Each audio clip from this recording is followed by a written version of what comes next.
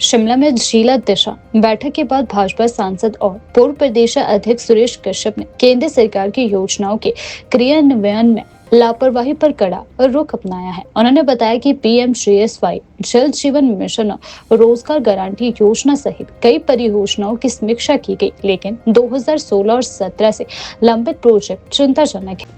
बैठक में पीडब्ल्यूडी अधिकारियों की गैर हाजिरी पर नाराजगी जताते हुए उन्होंने जिला प्रशासन को तत्काल कारण बताओ नोटिस जारी करने के निर्देश दिए। उन्होंने कहा कि केंद्र से मिली हजारों करोड़ की राशि का उचित उपयोग न होना गंभीर चूक है। पंचायत चुनाव टालते हुए सरकार को घेरते हुए उन्होंने कहा कि डिजास्टर एक्ट का बहाना बनाया जा रहा है। स्कूल बसें, शादियां सब चल रही है तो चुनाव क्यों नहीं। उन्होंने आरोप लगाया कि सरकार राजनीतिक लाभ के लिए चुनाव टाल रही है, लेकिन जनता 3 साल का कार्यकाल देख चुकी है।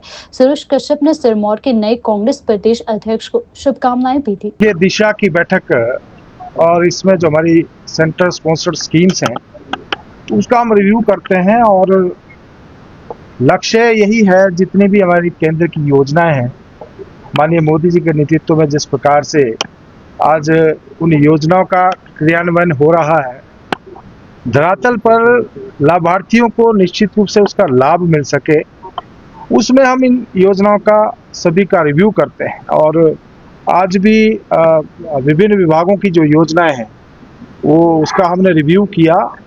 वो चाहे पीएमजीएसवाई की हमारे रोड्स हैं या जल जीवन मिशन है। पीएमजीएसवाई में भी लगभग 2600 करोड़ की सैंक्शन हुई थी, लेकिन अधिकारी स्पेशली पीडब्ल्यूडी विभाग में देखने के लिए आया कि अधिकारी आज की बैठक से नदारद रहे और हमने डिप्टी कमिश्नर महोदय को स्पष्ट रूप से कहा है कि इन अधिकारियों को शो कॉज नोटिस दिया जाए, क्योंकि सड़कें हमारी भाग्य रेखाएं हैं और भारी बारिश के कारण भी बहुत तबाही हुई है और जो पैसा केंद्र से सड़कों के लिए दिया जाता है वो पैसा नीचे जो है उस प्रकार से उसका यूटिलाइजेशन नहीं हो रहा है। और सीरियसली इस बैठक को विशेष रूप से पीडब्ल्यूडी विभाग ने जो एक्शन पीडब्ल्यूडीज हैं उनको हमने डीसी महोदय को कहा है कि उनको शो कॉज नोटिस दिया जाए ताकि गंभीरता के साथ इन सड़कों की प्रोग्रेस को देखा जाए। हम देख रहे हैं कि 2016-17 में पीएमजीएसवाई 1 और पीएमजीएसवाई 2 के बहुत सारे ऐसे प्रोजेक्ट्स हैं जो कंप्लीट नहीं हुए हैं। तो कहीं ना कहीं लेट लतीफी जो है चिंता का विषय है और लोगों को उसका लाभ नहीं मिल रहा है। और केंद्र के द्वारा जब भारी भरकम राशि इसके लिए सबमिट हुई है तो जवाबदेही बनती है इन अधिकारियों की कि इनको जल्दी से जल्दी पूरा किया जाए। कि डिजास्टर एक्ट के बहाने पंचायती राज चुनाव को टालने का प्रयास किया जा रहा है। मैं इनसे ये पूछना चाहता हूँ, क्या बच्चे स्कूल नहीं जा रहे हैं? आजकल हम मैरिजेस का सीजन है, किस प्रकार शादियां हो रही हैं? क्या आपकी ट्रांसपोर्ट की बसेस नहीं चल रही हैं? क्या आपके बाकी जो काम बंद पड़े हैं? और अगर ऐसा है तो इसके लिए कौन जिम्मेदार है? अगर आपकी ग्रामीण सड़कें बंद है तो किसकी जिम्मेदारी बनती है? ये प्रदेश सरकार की ही जिम्मेदारी है। अगर सड़कें नहीं खुली हैं तो इसके लिए कौन जिम्मेदार है? अर्थात आप केवल बहाना ढूंढ रहे हैं।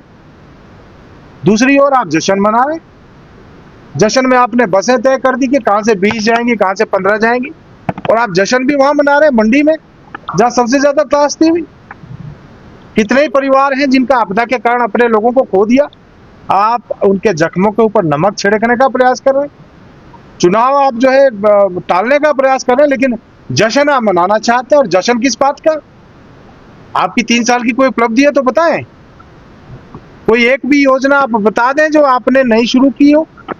आपने तो चल रही योजनाओं को बंद कर दिया।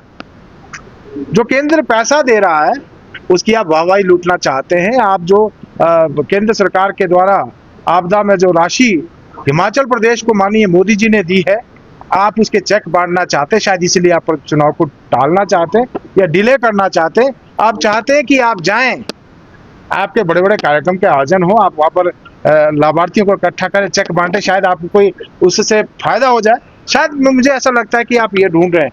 लेकिन प्रदेश की जनता आपको देख चुकी है। 3 साल का आपका जो कार्यकाल है उसको भली भांति जनता ने देख लिया है। आप कब तक टालेंगे? लास्टली आपको ये चुनाव तो करवाने ही पड़ेंगे। लेकिन मैं ये भी कहना चाहता हूँ कि आप तो अपने जो संवैधानिक दायित्व हैं उसका निर्वहन करने में भी सरकार पूर्ण रूप से विफल हुई है, जो कि प्रदेश के लिए चिंता का विषय है।